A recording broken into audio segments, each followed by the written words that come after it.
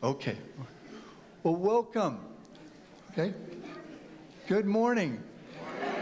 It's a good day, July 28th. And before we proceed, let's hear from our friend Rick Novus.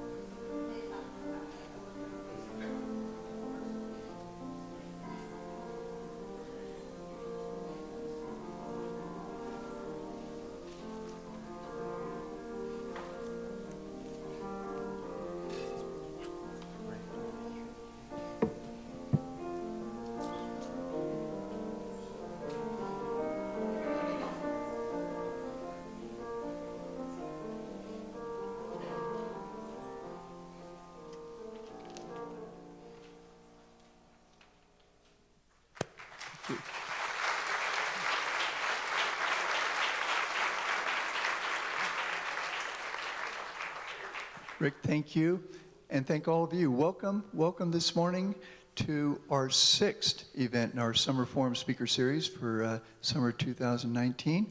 It's great to see all of you this morning, July 28th. So, Rick, thank you, and let's also express appreciation in advance for those folks who have been ushering, providing childcare, and also the sound system that we've been working with this morning. And ushering. Okay, so let's express appreciation to all of them. Yeah.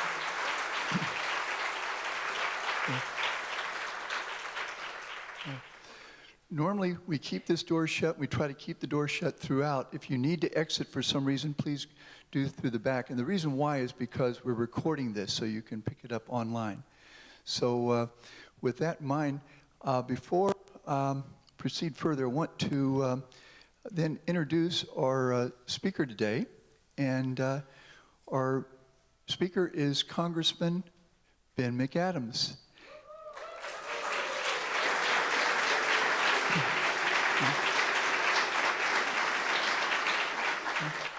Ben earned degrees from the University of Utah and from Columbia Law School, practiced law, came back to Salt Lake City, worked for Salt Lake City Mayor Ralph Becker, then served in the Utah State Senate, and then twice was elected mayor of Salt Lake County.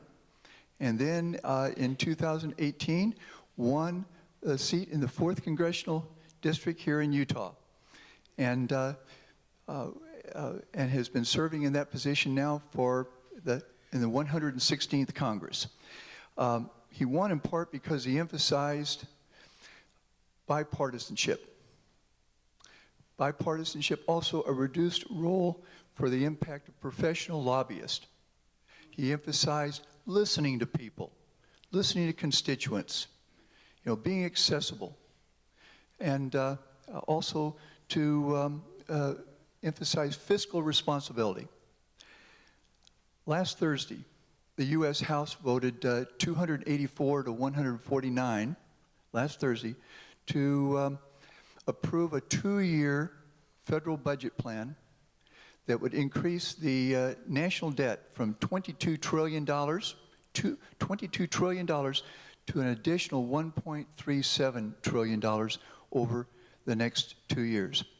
Ben voted no. In contrast, in the congressional district where you're seated right now, the current Republican congressman voted yes. Yesterday, and I should say the Senate will vote on this next week. Yesterday, the front page of the Salt Lake Tribune published this headline. Quote, McAdams gets top marks for his work in Congress. The lone Democrat in the Utah delegation wins highest approval rating in a University of Utah Hinckley Institute of Politics public opinion poll. Our speaker's topic today is update. Being a Democrat in the 116th Congress. Ben serves on the Science, Space, and Technology Committee and also the Financial Services Committee. Let's welcome our speaker today, Ben McAdams.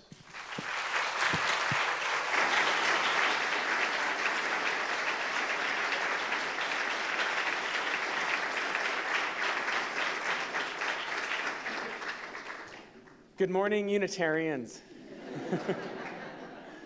So great to be with you, and thank you for that warm welcome. I think the last time I was here, I was a state senator, so a few things have changed. I was Paula Julander's state senator, and in the seat that she represented. So it's great to be with you today as a congressman. Some of you, I may be your congressman, but for others, I'm a congressman from our state of Utah. I wanted to talk a little bit today. Lift it up? Okay.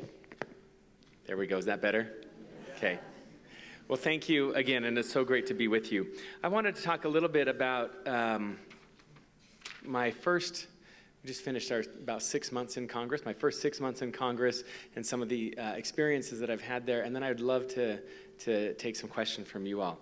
But I think there's a quote that I heard early on into my service that has been in the back of my mind for these 6 months. And that quote was by Arthur Brooks, Washington Post columnist, conservative columnist, but these days I don't know that he would even call himself a conservative, but conservative columnist Arthur Brooks, who said, talking about the dysfunction in Washington, and he has a book out called, the title is Love Thy Neighbor, and it talks about the dysfunction and discord in society today, and particularly in Washington, but also in just society generally. And I've read this book, and it's motivated a lot of my observations and thinking over the last 6 months. But there's a quote in this book where he says that what we need in Washington is not less disagreement. What we need in Washington is better disagreement. And I wanted to talk about that for a moment. When you get elected to Congress,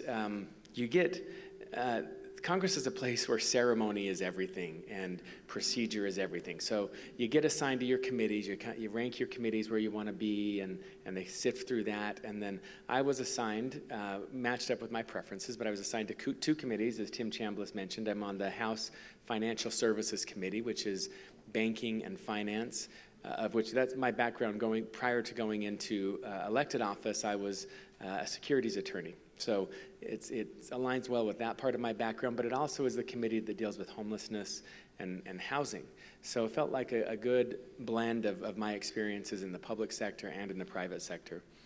So I'm assigned to the House Financial Services Committee. I was also assigned to the Science, Space, and Technology Committee, which is very interesting.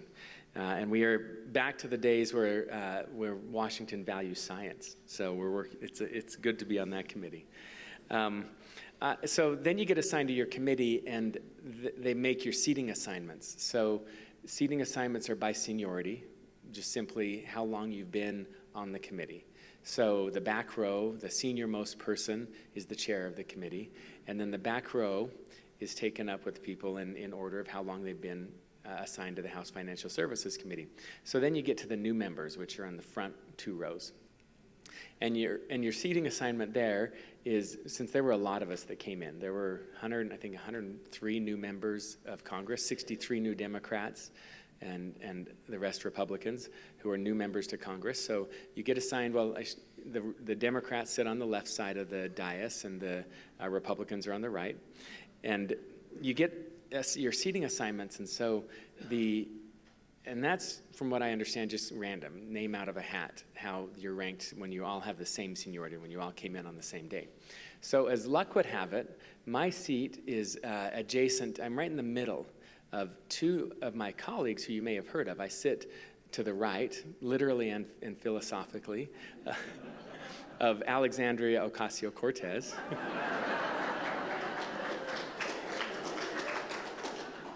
And then next, on the other side of me, is Ayanna Pressley. So 2 of the 4 members of the so-called squad.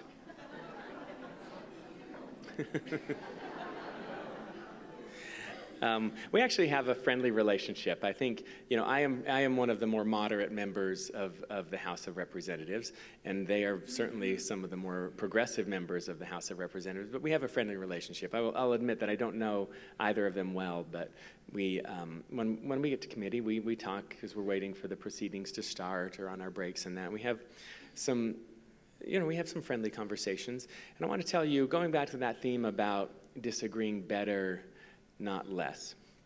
So as we sat down, one of these first committee hearings that we had in January, and I was talking to Alexandria, and she said, I said, so tell me you're interested in financial services.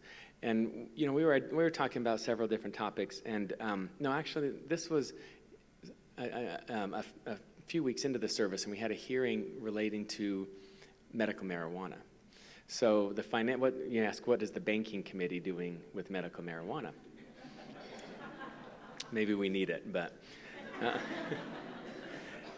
the banking committee is looking at financial regulations around financial institutions who are dealing in the space of legalized marijuana. So marijuana is a crime at the federal level. And then places like Utah, 43 states have legalized marijuana in one form or another to some extent. Some have fully legalized recreational marijuana.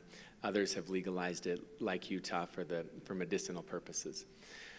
So the challenge comes to banks that are federally chartered banks, and this is a federal crime. So if a bank is financing the operations, whether it's payroll, making payroll. So think about it in terms of Utah, and the way that the Utah statute is structured.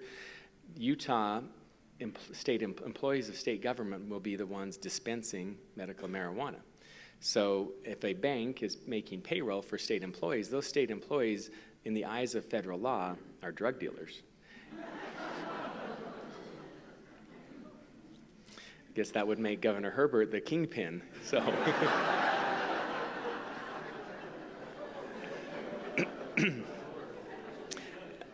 So banks are saying they can't finance this at risk of losing their federal charter, losing everything. Their assets would be seized, depending on how the Justice Department approaches these state authorizations that are in conflict with federal law.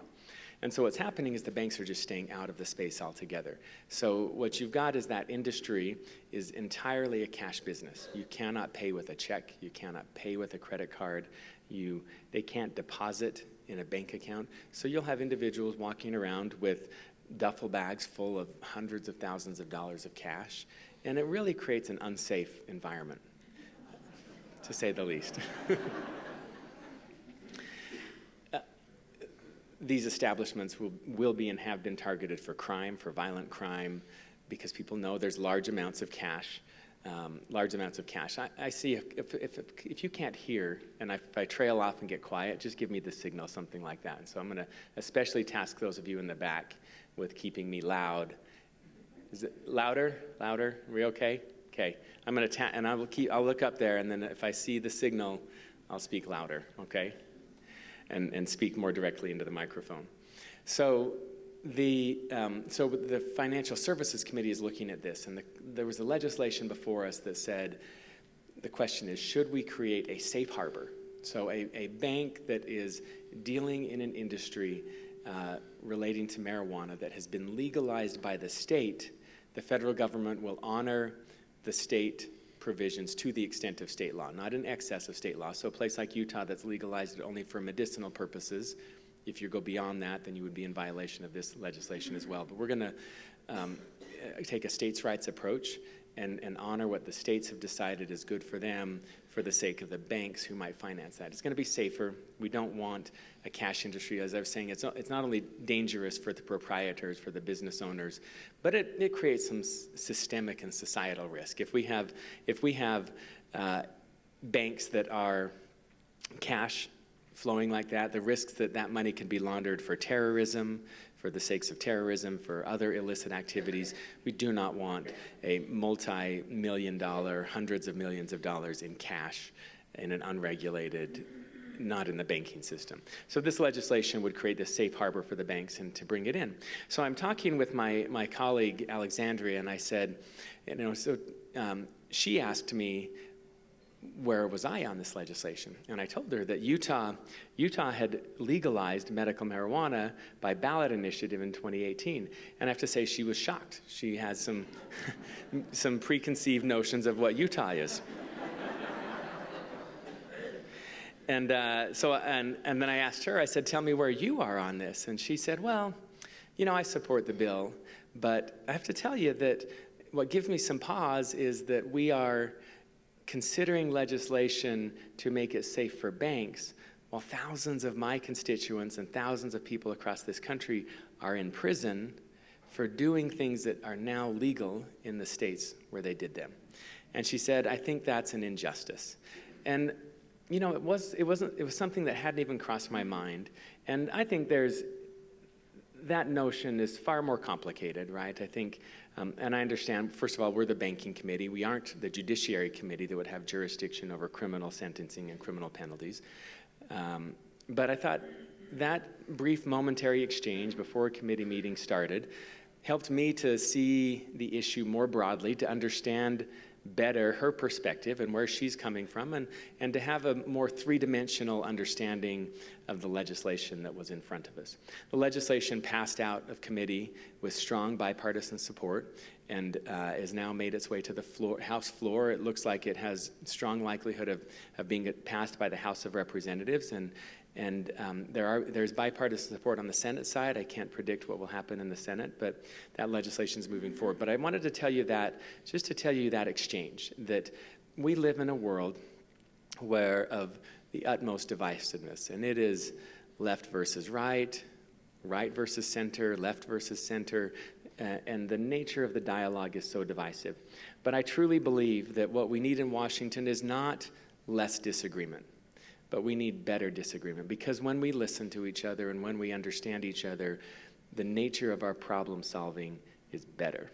So I wanted to tell you one more quick story relating to my work as mayor of Salt Lake County and how that covers or comes into play in Congress as well. One of the last things that I worked on as the mayor of Salt Lake County was relating to homelessness and addiction and the opioid crisis. And that, I'm going to summarize a lot of thousands of hours of work and meetings into maybe, so this is an oversimplification, let me just say that up front. But kind of midway through this whole process, we were working, I had done the work on locating a new homeless shelter. We had found the site for the shelter. We had the money from the legislature. And this was summer of 2017, where Speaker Hughes and I were talking privately and through the press. We were disagreeing. He was disagreeing somewhat, but I think maybe that's too strong of a word. He went downtown, and there was a series of things that happened around the 4th of July of 2017. An individual was a MLB baseball player was in town and was assaulted, and it made national headlines of this assault. There was a vehicle that had run over some people and killed somebody in our downtown. And Speaker Hughes went down to the Rio Grande area and saw what those of you who've been down there, you've also seen, which is rampant drug use, drug dealing. You walk down the street and you're offered drugs every 50 to 100 feet. And dangerous conditions. We know that businesses, small businesses in that area have gone out of business because Patrons will not come to their business. They don't feel safe in that part of downtown. And Speaker Hughes was outraged. He said, the lawlessness that we see in the downtown of Salt Lake City is unacceptable and it needs to end. And he called for, and I don't disagree with that, that lawlessness is not acceptable. He called for massive law enforcement operation where we would arrest people and put them into a detention facility if they were caught in possession of, using, dealing drugs in the downtown, that we were going to have a strict adherence policy to the law in this area and that we were going to change these circumstances. So I went to him and I said, Speaker Hughes, I don't disagree with that we need to have a downtown that's safe, but if you just arrest people and put them into a detention facility, a jail, our jails are full, and you're going to fill them up even more. And what are you going to do? You're going to spend millions of dollars locking people up. They do have rights to a trial at some point. You can't keep them forever. Even if they're guilty, they can't serve forever. They're going to come out of that facility at some point. Are they going to be better? Or are they going to go right back to our streets? And you will have spent millions of dollars just taking them off the streets for a brief period of time and then returning them to the streets. And the situation won't get any better, but we will have spent a lot of money to really not make a difference. You've got to have another plan. And I said, we've got to, if we want to change the nature of our downtown, we have got to have options for treatment. And we've got to get at the root of the problem and get what's underlying the problem and change the nature of the problem. And Speaker Hughes said, so we kind of went back and forth where he was saying, pushing for a crate. And this is, I think, by the way, this is kind of stereotypical Republican Democrat, right? Law and order, let's love them, and we'll get better if we just show them more love. There's got to be consequences for the law. And we went back and forth in the press. But behind those press calls, there were also a lot of private conversations. We were talking, we were arguing and talking and arguing and meeting and trying to break this logjam. And I want to pause for a second right here because I just noticed David Ibarra in the audience. David, candidate for Salt Lake City mayor. Now, caveat, this is not an endorsement. I'm neutral in the race. And we don't want to use the Unitarian Church as an endorsement, but the next mayor of Salt Lake City will have, the work isn't done. And I've had the pleasure of knowing David for 20 years, and I know he cares, as do many of the other candidates, about this and the work on this. So David, thank you for being here, especially at such a busy time right in the middle of the primary. Thank you for our friendship and working together on this. And listen, because you need to finish the job that we started too. So Speaker Hughes and I were in this disagreement, and in the course of this disagreement, something happened. I started seeing his point of view, that it is pretty outrageous that law-abiding members of our community don't feel safe walking down the street, that visitors come to our town, and we live in one of the best cities in America, and they don't feel safe, and they go home with a negative impression of our city. That people feel justified in aggressive panhandling. I'm not opposed to panhandling, but the aggressive forms of panhandling that makes people feel unsafe. That's not okay. We shouldn't get so desensitized to that just is the norm. And something else happened is Speaker Hughes realized that just locking people up wasn't going to make the situation better, that we had to do things differently. I did remind him that really what we needed was Medicaid expansion, and he had killed that. But you know what happened is he came forward with another plan, and it wasn't everything I wanted. I'm a supporter of full Medicaid expansion. He came forward with a different plan for expanding Medicaid. And his objection to Medicaid expansion, I came to understand that his objection was valid. It wasn't just rooted in stubbornness or what his objection was Medicaid requires you to cover everybody below 133% of the federal poverty level. So he said that if there's a recession, then what's going to happen is the number of people who are below the federal poverty level, that number is going to go up at the same time that state revenue goes down. So just when we have less money, we're going to need to pay more for Medicaid. And that worried him, that it would put us in a financially more difficult position. Now, I will acknowledge that's a valid concern. I think that that's exactly the time when we should be stepping up and providing health care. But we had a logical and rational disagreement. But once we were able to understand each other's position, instead of just talking past each other or blaming and pointing fingers at each other, we were able to say, okay, I support full Medicaid expansion, including the ratcheting up in times of recession, because I believe that's what we need, and he doesn't. But can we come up with an approach that maybe not everything I want, but gets the coverage to people that we need? And so we came up with an approach that was a fixed dollar amount instead of a fixed percentage of who we would cover, a fixed dollar amount that allowed us to expand coverage for about 10,000 people, and brought $100 million of healthcare treatment for the poorest of the poor, primarily the homeless. And with that $100 million, we were able to double the size of residential inpatient drug treatment and in the Salt Lake Valley. And so with that, we were able to move forward what was Operation Rio Grande. And Operation Rio Grande, I will also acknowledge, isn't perfect. And if any of you want to tell me the imperfections, I know them, but I'll also listen if you want to tell me.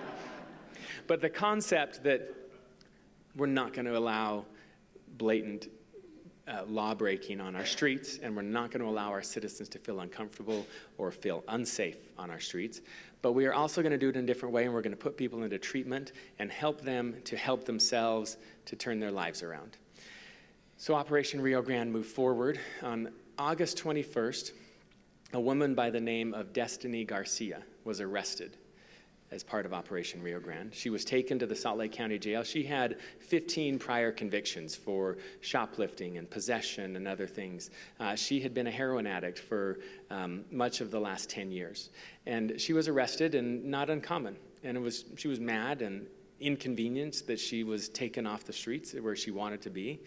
And she was taken to jail, and she found out that she wasn't going to be processed and released, that the rules had changed, and we were more serious about detaining people who had broken the law.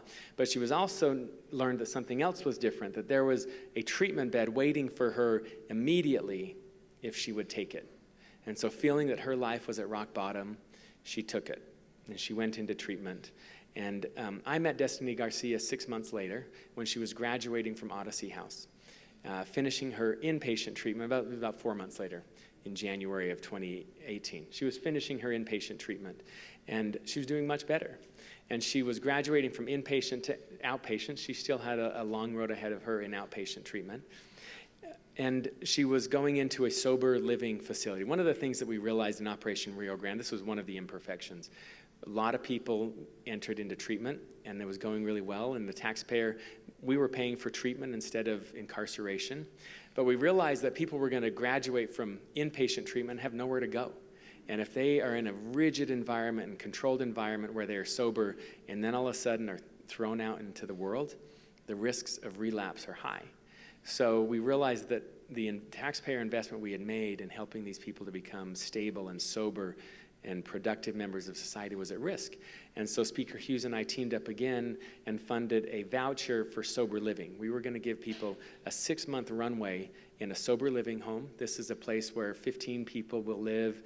You'll have a roommate, you have strict rules, but you can leave and you go to work. You leave and go to treatment. So it's kind of a soft step from, halfway step from treatment into taking away some of the constraints and being out in the world. So Destiny, I met her when we were announcing this sober living, and she was participated in a media event.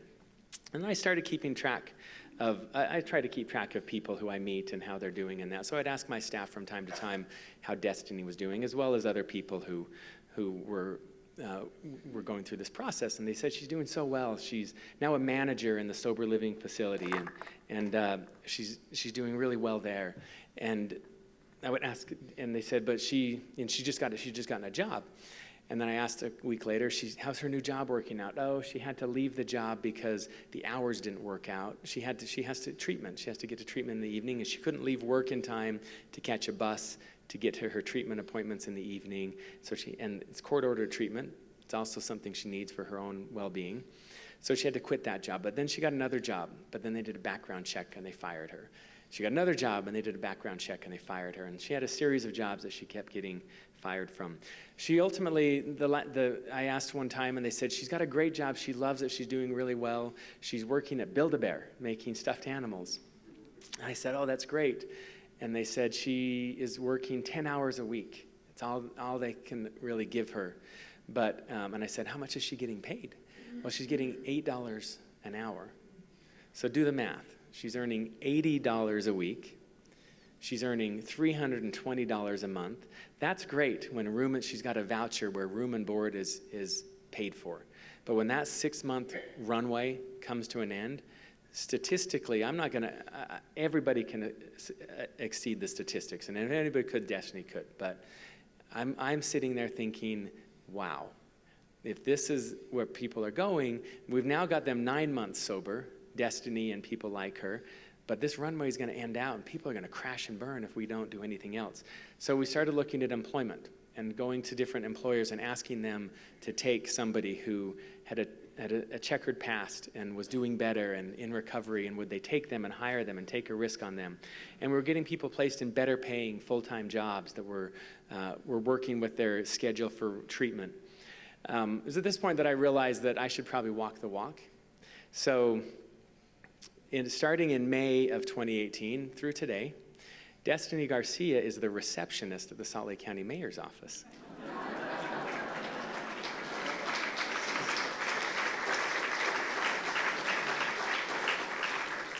And if you call the mayor's office, she'll talk to Destiny.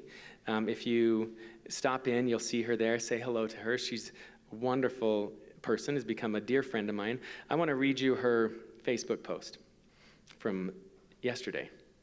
Destiny came out to Washington to visit me. I asked her to come out to testify to a task force that I'm on relating to addiction. It's a bipartisan Republican and Democrat task force relating to addiction.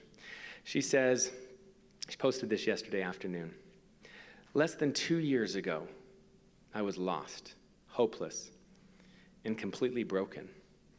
I was homeless and shooting up meth and heroin every 2 hours. Today I'm in Washington, D.C., where I was sitting at a table with Congressman McAdams, Admiral Winnefeld, and Colorado State Senator Brittany Pedersen, her mom, Stacey Pedersen, and Carl Henry, who's my Odyssey House peer discussing policy changes on a federal level to help to close the gaps and get more people funding for treatment. I'm shocked and beyond proud of myself and what I accomplished in 2 short years.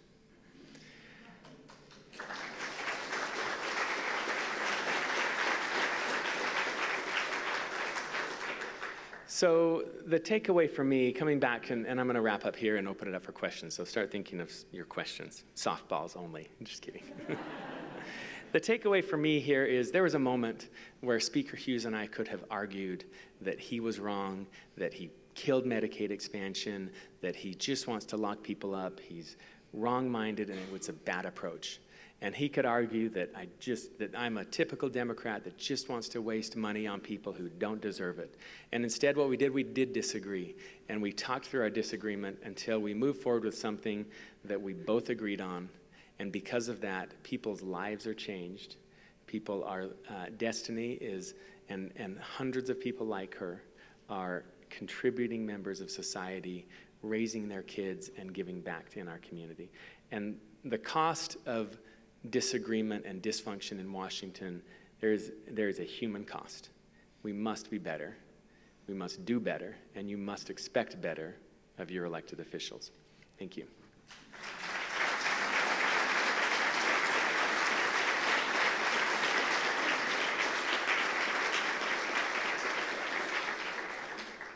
We're going to take a moment now to pass the plate to have the offering, and we're going to Okay, we're going to go to questions and answers, and we'll do this like we're going to be dealing with one microphone, so be patient with us in terms of being expeditious. We're going to start for Lou in just a second here. Congressman's going to be down here with his wireless mic. We'll have a couple questions on this side, and then we'll go over to this side as well. Okay? Okay, Ben, you wanted only easy questions? No, I don't. I'm just kidding. How do we get rid of Trump? Yeah, softball. You want to repeat it? Okay. Yeah. Okay. How do we get rid of Trump?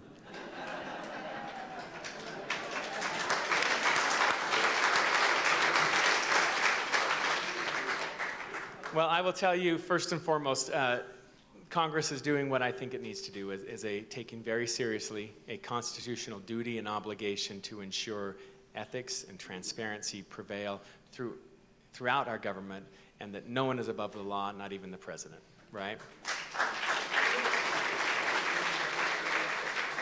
And that process is happening, and unfortunately didn't get started until January when Democrats took control of the House.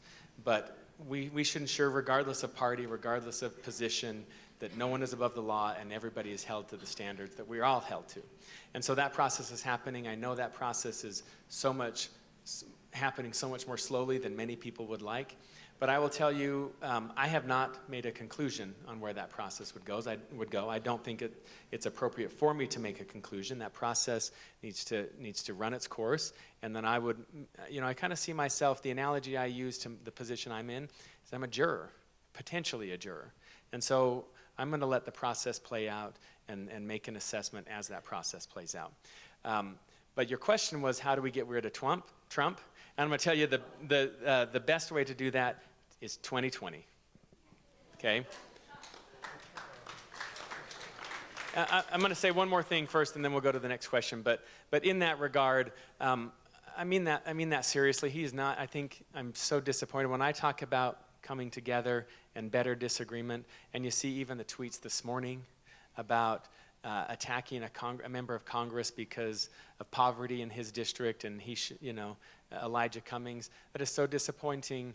That rhetoric that drives us apart, that divides us. There's so much naturally that will pull us apart. We need leaders who can bring us together, regardless of party and regardless of ideology, and that is so disappointing. But for me, an election is a big thing. The reason we are the world's first democracy, and the reason we've been so successful and hundreds of countries around the world have copied our form of government, is because we settle our disagreements by election, not violence. And so that act of an election, for me, is something that's very sacred, and not something that you just overturn because you are disgusted at what somebody said or tweeted or how they behave. It is, for me, a very, very high bar. And it's why I believe that the surest and best way to change the direction of this country is to vote for somebody and hold our leaders accountable, and vote for somebody who will take us in the direction we should go in. I'm wondering specifically, what have you done in terms of votes taken, legislation introduced or co-sponsored to address climate change? Thank you. Yeah, so climate change is something that's incredibly important to me. I think we all know that the world is changing, and science shows us that the climate is changing and that human beings are impacting the climate for the negative. One of the first votes we took was to affirm the commitments that the United States made to ourselves in relation to the Paris Climate Accord. The president has decided to pull us out of the Paris Climate Accord. I feel like I have to clarify, this is a pretty well-educated audience, but when I talk about Paris Climate Accord, people think that it's Paris is telling us what to do in the U.S. These are standards that we set for ourselves and goals we set for ourselves to reduce greenhouse gas emissions, and we are a country of honor, and we honor our commitments. We've made those commitments. We should not back away from the commitments we made to others throughout the world. So that's the first thing. The first vote that I've taken is to reaffirm our commitment to the Paris Climate Accord. The second, climate change there's not going to be an easy solution, and it's going to take a lot of things. So I'm sponsoring, we introduced legislation last week to invest in research of new renewable technologies, primarily solar technologies. So through my position on the science committee, we're advancing those solar research grants. I think I would say there's a lot. I'm trying to think of some more things we've done. There's a lot that we've done to invest in renewable energy. Oh, the other one right now, we're in the middle of the president called for us to renegotiate the NAFTA. So now it's called USMCA, U.S., Mexico, Canada agreement. And in the renegotiation of USMCA, that we are, there are environmental standards. We want to have fair trade amongst the countries, not only in North America, but across the globe. And we want to know that as the U.S. is stepping up to reducing greenhouse gas emissions, that our partners in other countries are also doing the same. And so we are pushing right now, but one thing that we think was missing in the president's negotiation of USMCA was enforceable environmental standards, so that Mexico is holding themselves to the same standards that we will hold ourselves to as it relates to environment, and so working for enforceability. There's dozens of pieces of legislation that we've worked on and voted thus far in the Congress, and those are the ones that came to mind, one that I'm running personally, and then other pieces of legislation that I'm supporting more broadly.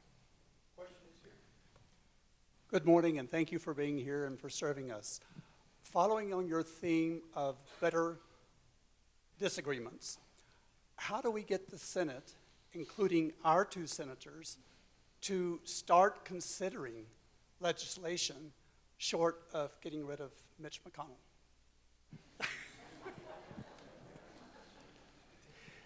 It is disappointing that many of the good pieces of legislation that I think the House has put forward will not even be considered on the Senate side.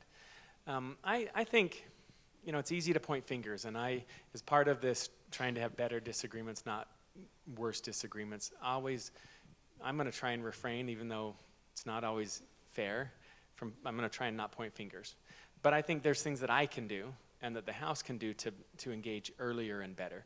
Sometimes I feel like we are just doing that, talking past each other, that we are sending bills to the Senate that we know will never pass, and lo and behold, they're not getting heard. I think we can do a better and a more sincere job of engaging one-on-one and individually to try and move things forward. Now, I can't promise to you that means they will pass, but one thing I think we can do is, like that engagement I had with Speaker Hughes, is working to build those relationships with the Senate and with individuals on the Senate, so you can start to get that groundswell and that support. We have a long ways to go. I think Washington is severely broken, and I don't know what it's going to take to fix it. I do want to be part of fixing it. It's going to take time. We didn't get to where we are overnight, and we're not going to get out of it overnight. But I think taking this attitude of not just finger pointing, it's hard for me not to, because I think there's plenty of fingers to point. But what can I do to make the situation better? And I think there are things that the House could probably do to make sure that those agreements do have some bipartisan support. And there have been some things in the last few months that have moved forward with bipartisan support, and I think we need more of that. Maybe learn from what's working and try and move that into what's not working. Good morning. We are so glad you're with us, and I think most Unitarians would agree with me that we can all consider you our Democrat in Congress, and we're glad you're there.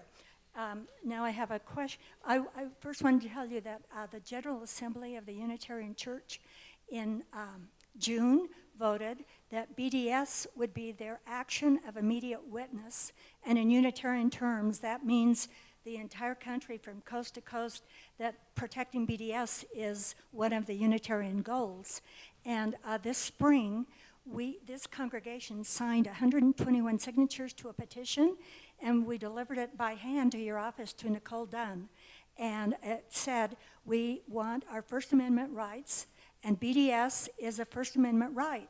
So I was very disappointed last Tuesday when you voted against BDS, and you are a listener, and you've got 121 signatures saying to protect BDS, and then you went and voted against it.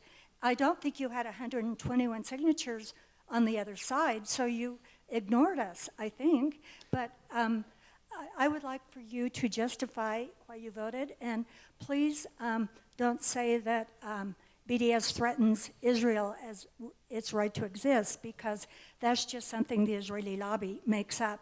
South Africa still exists, and we boycotted South Africa. And right now I boycott Estee Lauder Cosmetics because they're a hardliner on Israel. Boycotting is protected by the Supreme Court.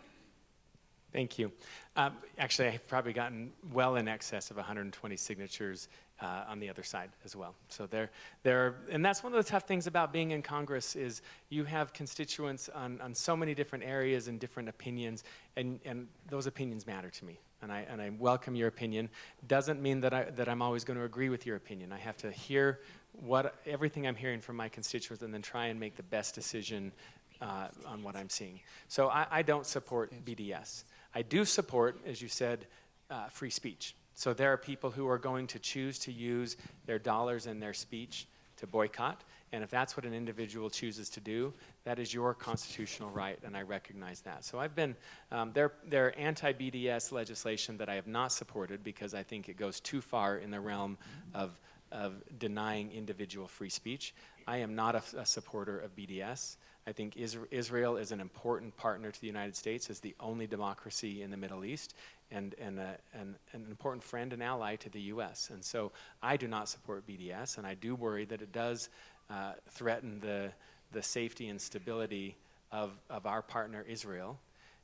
But if people respectfully disagree and choose to use your speech and even your investments in a different way, that is up to you. But I do not support using the weight of the federal government to advance BDS.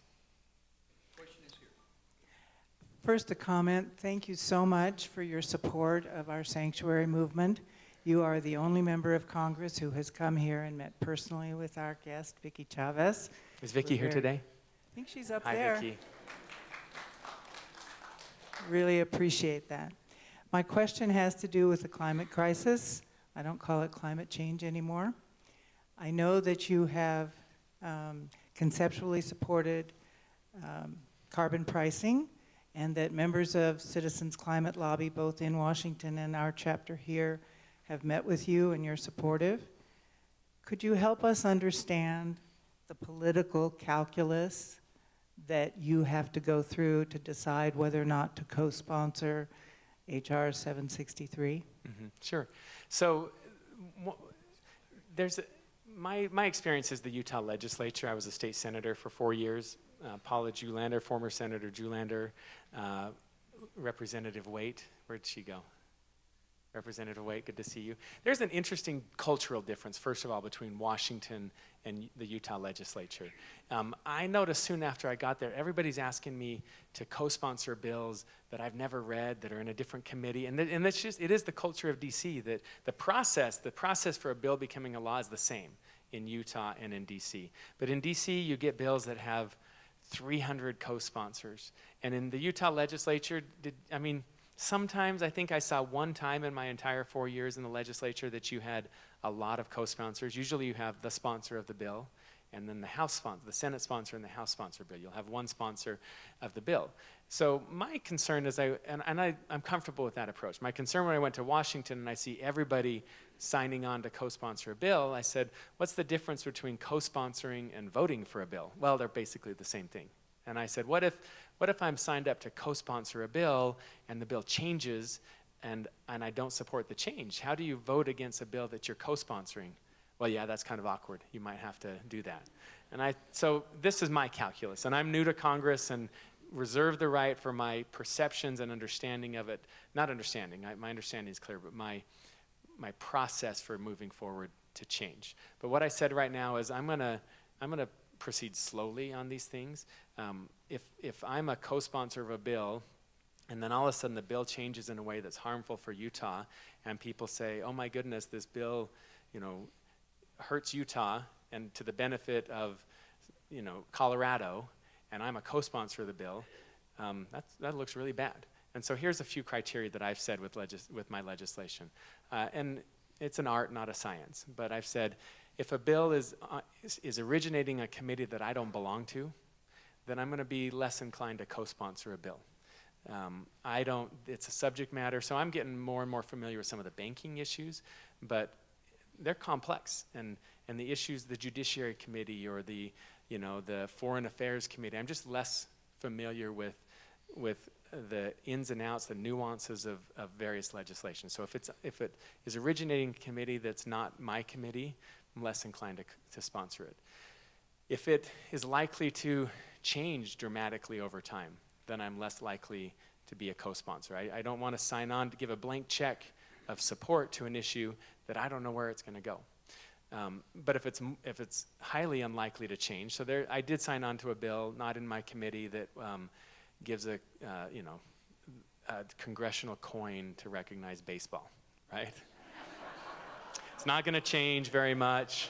Not on my committee, but I think I'm pretty comfortable with congressional coins in baseball, and so I signed on to that bill. So we'll make exceptions, but issues that are, so the concept is something that I'm open to, but it's the details of the bill. You can craft that bill in a way that only benefits the coasts. You can craft it in a way that impacts everybody equally. I just don't know how the bill is going to be crafted or what deals are going to be made as it moves forward and how it's going to change as it moves forward.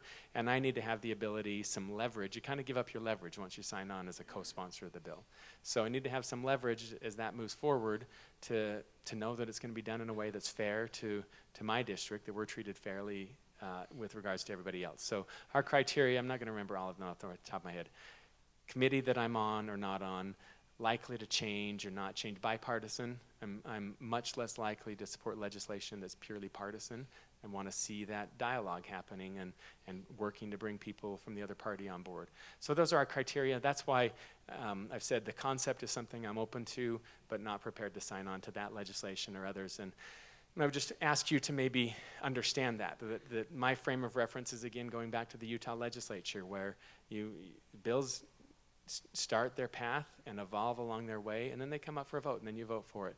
And I think that's better. I don't know that it's good to have sponsors, to really cast your vote. If you're signing on as a sponsor before a bill has even been introduced in committee, it's kind of like casting your vote on a bill that hasn't even gone through the committee process and come forward. So that's kind of the thinking. Yes, on the subject of global warming and military action, what are your views on the subject of HARP? I don't know what HARP is. Can you elaborate? HARP is a military machine that the United States has, that Russia has, that has been shown over a period of years to impact weather and other things. I would say, I guess I don't know. I don't have enough details to have an opinion. I'd be happy to read more. One of the best things and worst things about this job is literally the body of information that we deal with is the entire world, and actually probably the entire solar system, because I'm on the space committee too.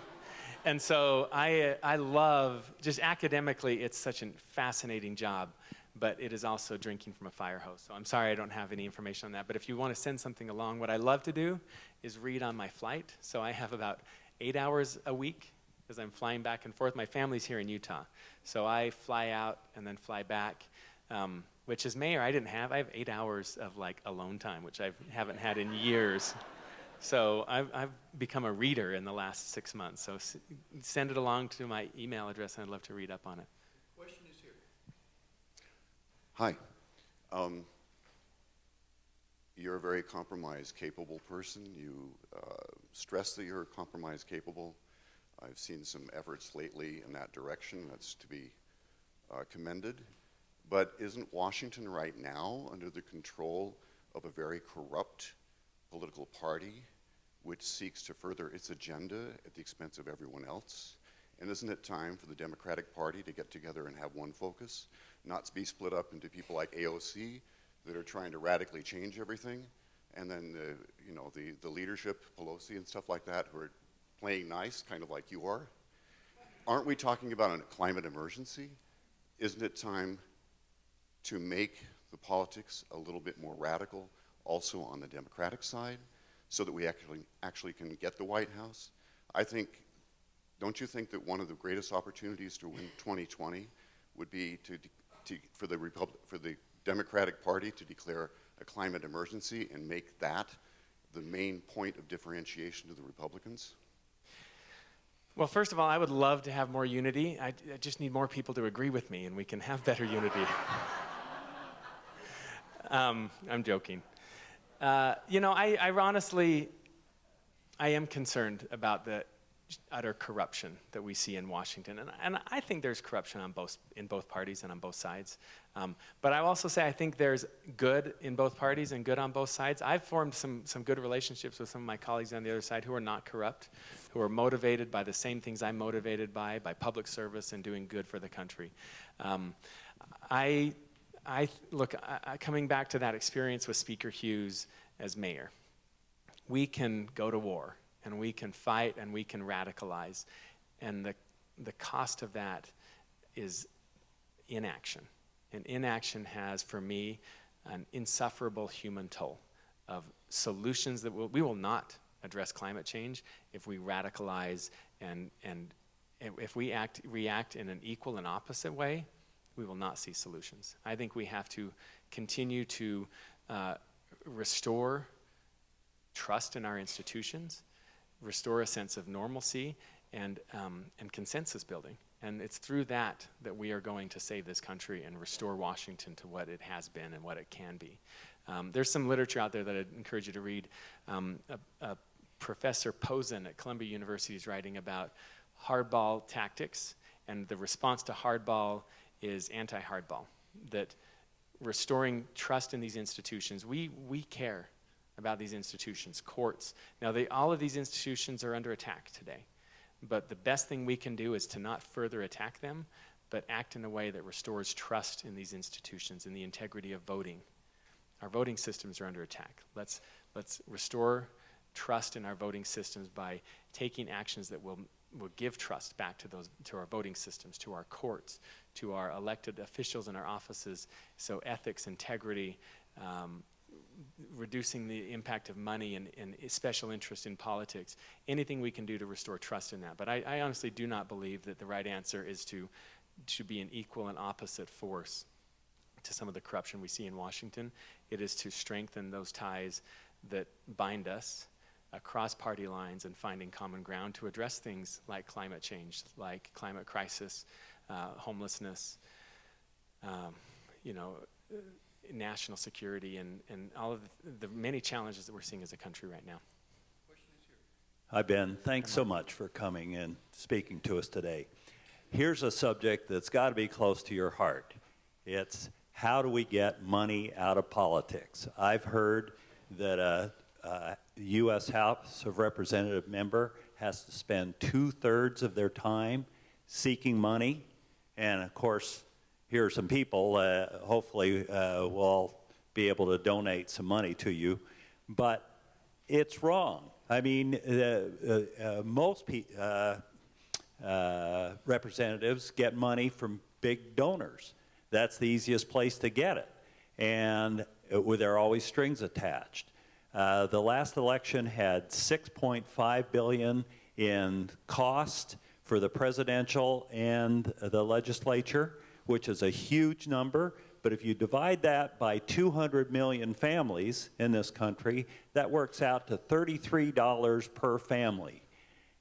Would you be willing to sponsor some legislation to get public elections? At least consider that. Talk about the politics of that. Thank you, Mark. So I would encourage you to look at H.R. 1, House Resolution 1. It was the first piece of legislation introduced in this Congress, specifically aimed at that, at reducing the impact of money in politics and special interest in politics, and things like overturning Citizens United, like redistricting reform, so we don't have gerrymandering, so limiting the ability of corporations to and super PACs in our politics. Again, going back to the previous question about restoring trust in the system, I think that is critical, that people feel that the system is so broken because of the influence in money in politics, and I do support, and I voted for H.R. 1 to change that.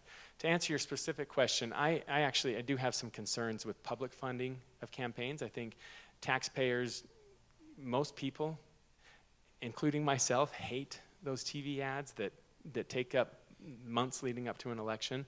And I think that they will feel the notion that they're being taxed to pay for those TV ads is gone too far.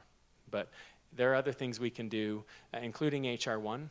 What H.R. 1 did was takes fines from bad actors, penalties, civil penalties and that, and puts it towards funding of elections to reduce the influence of special interests and big money in politics. Now, I want to be clear, I do not spend 2/3 of my time fundraising. And I don't know who does. I wonder if that's maybe urban myth. But I think the best thing I can do to win re-election is to just do a good job and to be accessible, to be open, to be out there. And I'll tell you, as senator and mayor, I've been busy. I've never been as busy as I am now, constantly going and I find myself oftentimes triple booked, that I'm in one meeting, I have to jump into it. If you come and visit me in Washington, often I'll be like with you, and then I got to go to another meeting and try and pop back, but I'm spread really thin. Thank goodness for great staff. But I think the best thing I can do to make sure that to win re-election is to just do a good job and to stay focused on my constituents. The worst thing I would do is to take 2/3 of my time off of the field and spend it doing something else that's not my job. People notice, and that adds up over time, and people recognize that you're not in the game. And money can't buy that back. Yeah. Mm-hmm.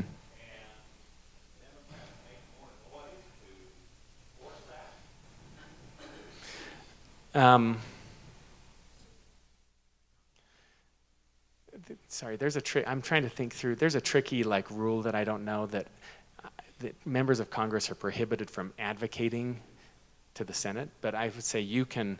So I'm not going to. I don't know. It is at the Senate waiting action.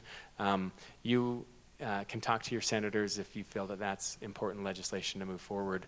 I think probably what you'll see coming from the House is breaking H.R. 1 into individual bills. If they have problems with the aggregate, maybe we can get some of the individual ones passed, and so we may take some of those individual bills and pass them forward and try and get them considered too. But I think it is important to restore trust and confidence in the system that we fix that. The question is here. Hi, I want to thank you for coming, and I really find your focus on bipartisan efforts very refreshing. And I like, in theory, this idea of building trust and reaching solutions that are sustainable. But going to a few speakers before me about the issue of climate change, this issue is very scary to me because we're already seeing effects, especially here in Utah, decreasing air quality. I've only been part of this community for about 7 years, and it's even gotten worse in the time I've been here. And I wonder for you, when would enough be enough that you think it's time to say this is really a climate emergency? Thank you. I agree, and I think we're there. And you see headlines weekly of impacts of climate. I think we're there. We're there. That's why I do support action and have voted to take action to address climate change. It's the decisions to change, to fix it. It's only going to get more difficult as the longer we wait, right? So, I don't. The question is here. Yes. John Carls from Reading Liberally. We faxed to your office on Wednesday to Tiffany something for you to read on the airplane. Yeah, we got it. Thank you. You got it? Yeah. Oh, terrific. Yes. Terrific. And it was talking about nuclear and bipartisan. Yes, and I read it. Even the chairman of your own subcommittee is sponsoring this bipartisan bill to make nuclear a priority. Would you like to comment on it? And I ask that in the sense of when President Kennedy was asked about the Bay of Pigs and was asked, would you like to comment on it? He said no. So is that an option? Yes. No is an option. Okay. You don't want to comment. Well, first of all, thank you for sending that along. I did read it. I thought it was fascinating. The point that this two-pager that they sent along was that we should be looking at nuclear energy as a form, because it is zero emissions, right? And technology, the risk with nuclear is accidents, as we've seen. I just finished watching Chernobyl, that HBO, like fascinating. It's the thorium is less risky than, right. So I'm not well enough informed right now to take an opinion, to take a stance on that. I'm not taking it off the table as a, and the point in this paper again was also that the risks can be mitigated through research and through technology, and the upside is low-cost energy that is, not renewable, but it is emission-free energy. So I think it's probably in the realm of things. It is a crisis. I'm open to learning more about it. Question is here. Yes, I'm glad you're here, Congressman McAdams. Bernie Hart. I'm fairly active in the homeless community in Salt Lake City. And thank you for your work, Bernie. I appreciate you bringing up the subject today, because I do have some issues with how the situation is developing in Salt Lake City. All those drugs you talked about after Operation Rio Grande are still available almost anywhere you want to go, but all they did was disperse them, so people have to find them. It's a little more difficult, but they can find them. They're everywhere.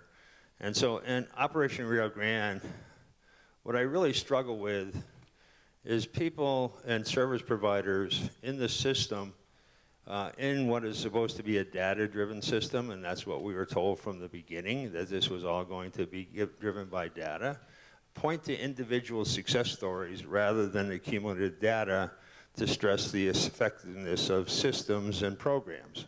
97% of the people that experienced and went through Operation Rio Grande and went into drug court and went into treatment failed. That's wrong. That's incorrect. Do you have data to support your opinion? Yeah, I'll gladly look at it, because through a grammar request, I got the numbers. Yeah. And the success rate, the failure rate, if you want it, and most people don't do it, is 50 to 90% of anybody that's forced into treatment through drug courts. So if you have any data that supports that any program in the county of Utah, in our area, has a higher than a 5% success rate, I will really be surprised and appreciate that information. So yeah. So Salt Lake County, my last briefing from Salt Lake County was January 2nd of 2019. So I haven't been briefed since I've been in Congress by the county. But at that date, that was a year and a half into Operation Rio Grande, and the retention rate of drug court was 72%, which is incredible. And so, yeah, that's, I guess, sorry, you walked out. So. But 72% success rate as of January. Of course, that's going to come down because there are risks and recidivism, and that happens. But 72% rate of retention at 18 months out is incredible, and we're proud of that. And we're going to continue to learn what we can do to improve. And then for those people who do recidivate and fall back into drugs, we're going to persist, and we're going to. There will be consequences, but there are also. We want to have second chances. And at a 72% success rate, we shouldn't be having a drug problem. Question is here. Thank you for coming. I was speaking to him, but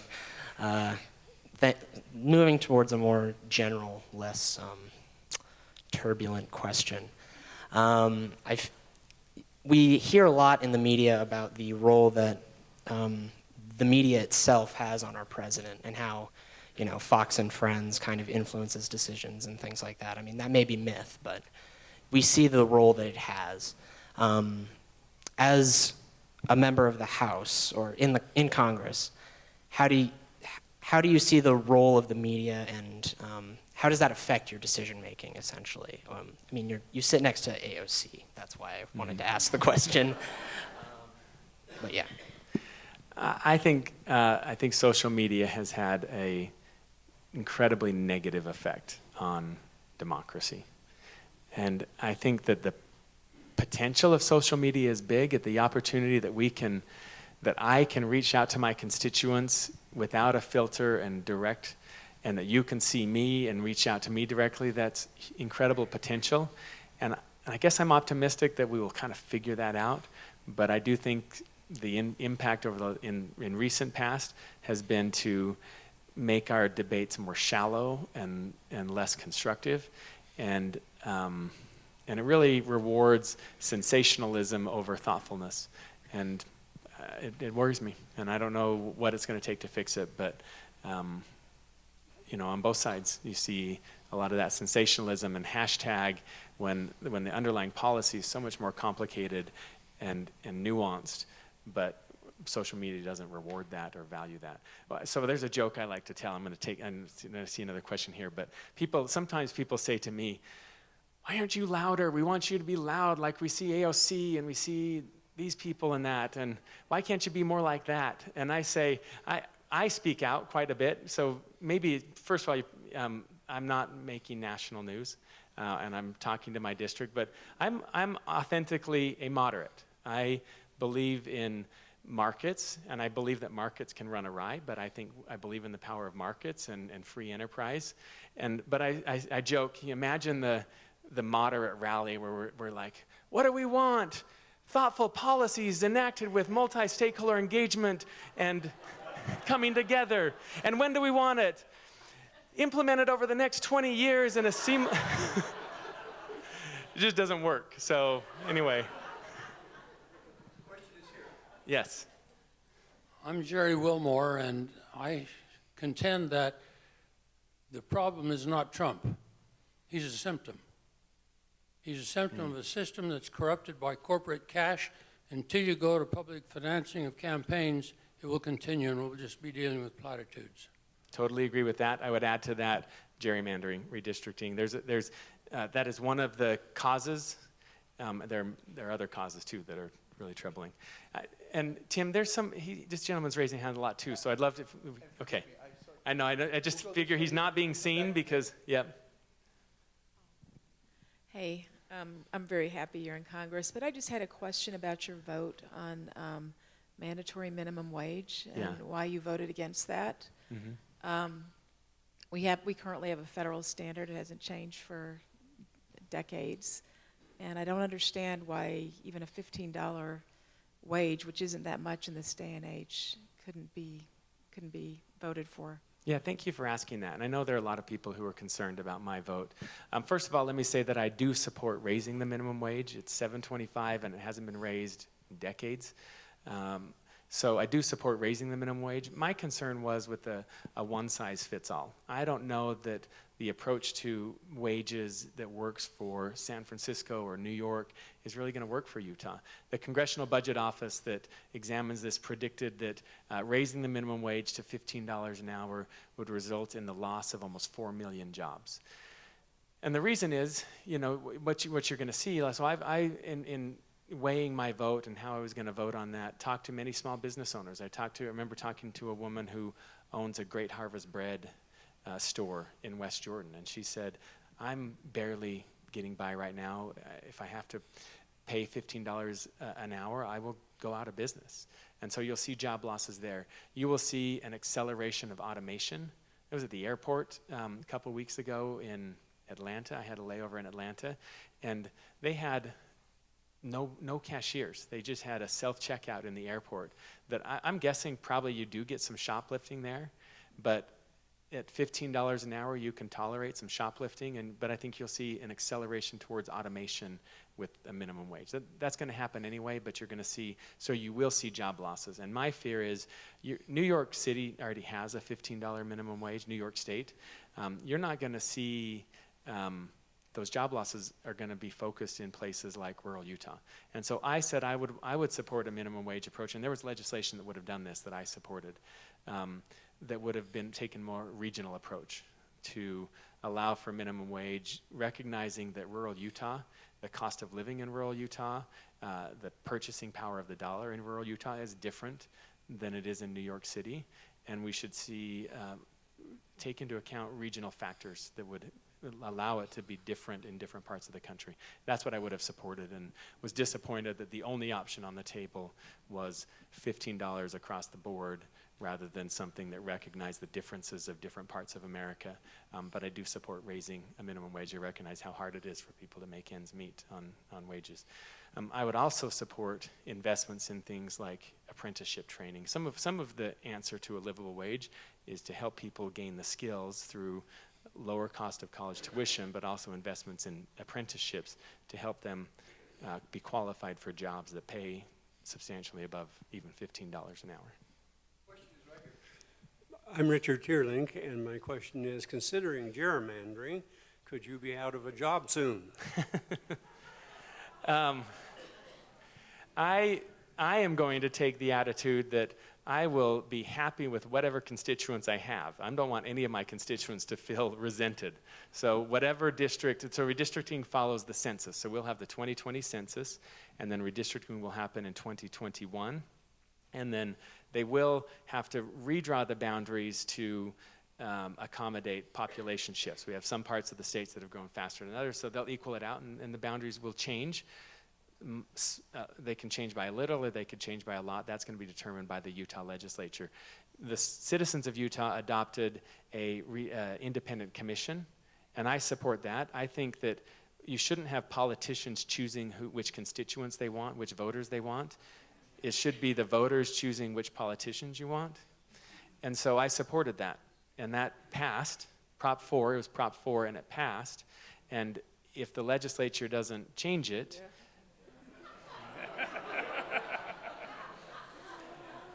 then you'll have regular people who don't have skin in the game other than you want good people. That's who will be drawing the boundaries. I think that's a much better process than, I was on the redistricting committee, I was in the state senate in 2011, and I tell you, I saw people saying, oh, that neighborhood doesn't like me, I made them mad, so can you draw them out of my district? But I really, this area is in, I have an affinity for this area, so can you draw them in?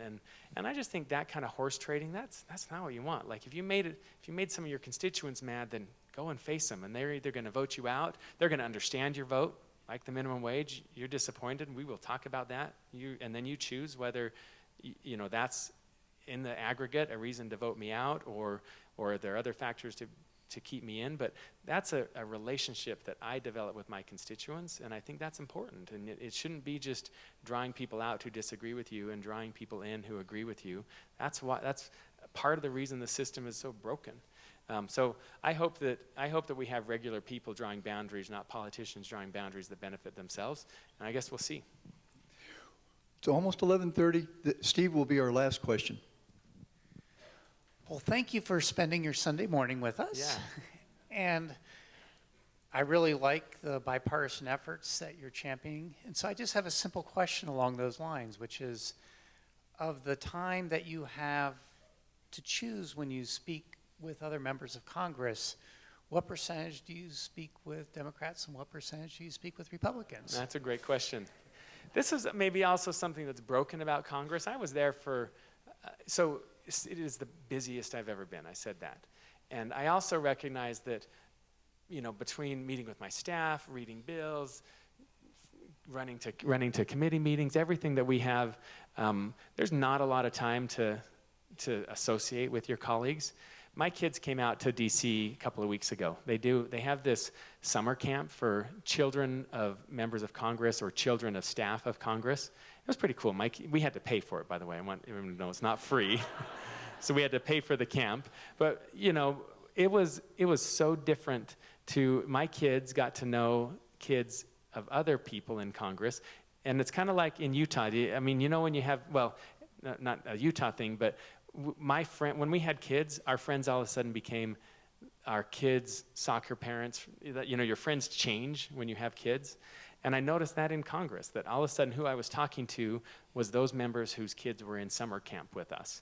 And I think part of another reason why Washington's broken, I don't think this is going to get fixed, but people used to live there.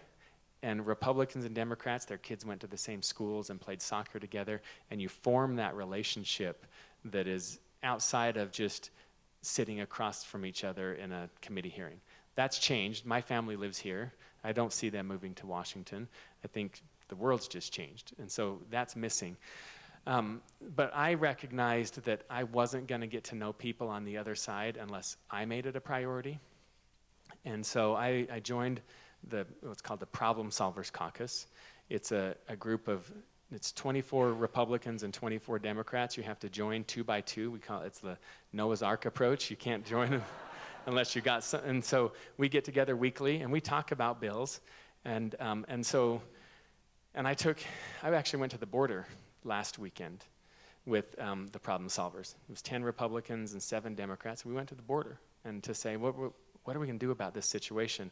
And I came with some really strong preconceived notions. And I don't know that they changed a lot, my preconceived notions, but I was able to see that the Republicans on the trip care about the situation there, and they also want to fix it. And we had different opinions about what it's going to take to fix it. But when I saw their humanity and that they care, that they feel jarred by what the images we're seeing on the TV too, and I realized that they're good people. I mean, I know they're good people, but that was insightful to me to spend that time with them. So I would say Congress does not afford opportunities to build relationships on the other side unless a member of Congress makes it a priority, and it is kind of going out of your way. I've done that, and I have developed some good friendships on the other side of the aisle. And I think bipartisan policy making has to start with having bipartisan respect in relationships. Let's express appreciation to our